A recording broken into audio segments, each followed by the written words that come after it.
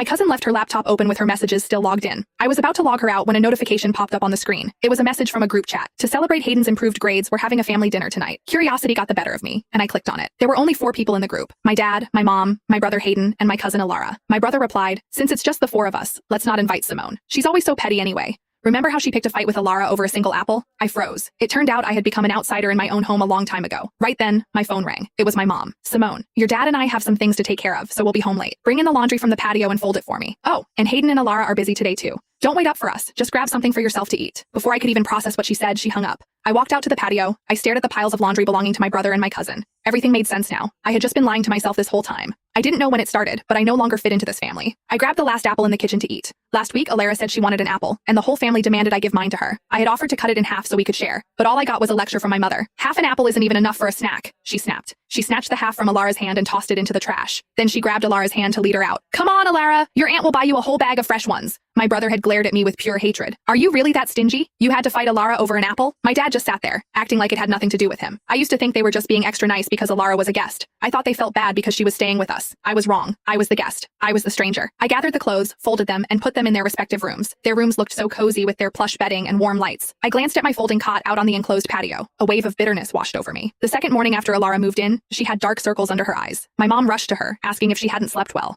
Alara sighed and said she wasn't used to sharing a room with anyone. So, I was asked to move my bed to the patio. My aunt had just passed away, and I felt sorry for Alara's loss. I didn't want to make things hard for my mom, so I agreed willingly. But my kindness only made them push me further. Because I was the understanding daughter, I had to give up everything. Because I was mature, Mom only washed Alara and Hayden's clothes while I did my own. I was the one doing all the chores while they just enjoyed themselves. Before she came, they loved me. How did everything change the moment she arrived? I sat on my cot, scrolling through my phone aimlessly. I saw a post on a burner account Alara used. It was a photo of my parents, Hayden and Alara, all laughing together. They looked like the perfect family. The caption read, "It took a while, but I finally have a mom again. Thank you to my aunt's family for giving me a second home." People were commenting below. "Congrats! Your aunt's family is literally a godsend. So happy for you, babe. You deserve this happiness." I hit the like button on that post. Then I left a comment. "I hope your family stays happy forever." A few minutes later, the post was deleted. She probably forgot that she had used my phone to follow her burner account once. Seconds later, she called me. "Simone, don't take that post seriously. I was just posting for fun." I actually laughed. Her ability to be two-faced was truly impressive. In front of my parents, she acted like the perfect sweet girl. Behind their backs, she used her seniority to bully me. I had sucked it up for months. Whenever she successfully stole something from me, my family called me petty. I tried to explain myself, but I only received their scorn. Seeing that I wasn't replying, she started faking a sob over the phone. "Simone, you're mad, aren't you? I'm so sorry, it's all my fault. I just wanted to feel loved." She broke into a full-blown crying fit. Before I could say a word, my brother Hayden snatched the phone. "Simone, that's enough. It's just a post. Why are you always so small-minded? You made Alara cry. Apologize to her right now." My heart sank. I hadn't even said anything, yet I was the one who needed to apologize.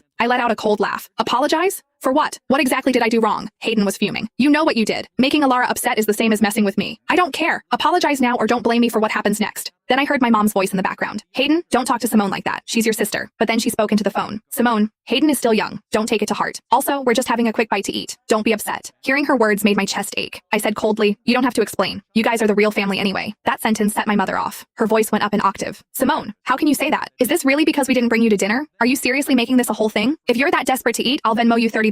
Go buy whatever you want." A notification popped up immediately. She had sent the money. "There, I sent it. Now drop it." She hung up the phone. I stared at the screen and smirked. If this was what family felt like, I didn't want it anymore. I dialed my best friend, Roxy. "That project you mentioned, is there still a spot for me?" Roxy answered instantly. "Of course. Simone, finally. I've been waiting for you to join my team. When can you get here?" "I'll book your flight right now." I didn't hesitate. "Tomorrow, as early as possible." After I hung up, I felt strangely calm. Roxy had invited me multiple times, but I always refused because I didn't want to be far from home. My dream used to be staying close to my family, but now, I was done with that dream. They didn't get home until late that night. The smell of alcohol hit me the moment they walked in. I was in the middle of packing my things. When they saw what I was doing, my parents' faces shifted instantly. Mom rushed over and snatched a pile of clothes from my hand, throwing them on the floor. "Simone, what are you doing? Are you trying to run away from home? I already sent you money. Why are you still throwing a tantrum?" I silently picked up the clothes and looked her in the eye. "A tantrum? Is that what you think this is?" I saw the group chat. "Did you ever even consider me part of this family?" My mom's face went pale. "Simone, let me explain." I laughed. "Don't bother. I don't want this home anymore." My dad finally spoke up, but his words were full of blame. "It's just a group chat. What does that prove?" "Simone, you're just too sensitive." "Sensitive? Fine. Let them think what they want. They were always going to make me the villain anyway." I ignored them and kept packing. Alara stepped forward, crying. "Simone, did you see my messages? I'm so sorry. This is all my fault. If I hadn't moved in, things wouldn't be this messy." She reached out to grab my arm. "Simone, please don't be mad at the family. If someone has to leave, it should be me. You're the one who belongs here." I shoved her arm away. "Stop acting. I'm not falling for your fake sympathy anymore." I didn't use much force, but Alara stumbled back toward the corner of the table. Hayden caught her just in time. He pulled her behind him and shoved me hard. I wasn't prepared for it. I slammed into the floor. My knee hit the ground with a sickening thud. The pain brought tears to my eyes. He didn't look sorry at all. In fact, he He looked satisfied. That's what you get for putting your hands on Alara. Maybe you'll think twice next time. I saw a flash of concern on my mom's face. She started to move toward me, but Alara's sobbing stopped her. Auntie, maybe I should just leave. I'm only causing trouble. My mom immediately turned her back on me and pulled Alara into a hug. Oh honey, don't say that. I would never let you leave. You only have us now. Then she turned to me, her eyes filled with disappointment. Simone, you've gone too far this time. I am so disappointed in you. Disappointed? A tragic smile touched my lips. She wanted me to yield to Alara every time, and I did. She wanted me to be the mature one, and I was. What exactly was she disappointed in? That I finally stopped letting Alara play me like a fool? Or that I discovered their secret and refused to play along? Mom, I'm a human being. I have dignity too. My dad tried to play the peacemaker. Simone, your mother is really upset. Just apologize to Alara and we'll put this behind us. Always with the apologies. Every single time, I was the one who had to say sorry. Not this time. I looked them in the eye and said firmly, I will not apologize. I didn't expect Hayden to lose it. He kicked me while I was still on the ground. We'll see how long that attitude lasts. I tasted copper in my mouth. I spat out a bit of blood, but Hayden didn't stop. He kept shouting, Simone, don't you try any tricks with me. I'm telling you, if you don't say sorry to Alara, I'll keep going until you do. He raised his foot again. My dad grabbed his arm. Hayden, stop. She's your sister. Hayden snapped back. She's not my sister. She's a petty brat. I don't want a sister like her. Alara is my only sister. My mom chimed in then, her voice cold. Simone, don't blame us for choosing Alara. Look at yourself.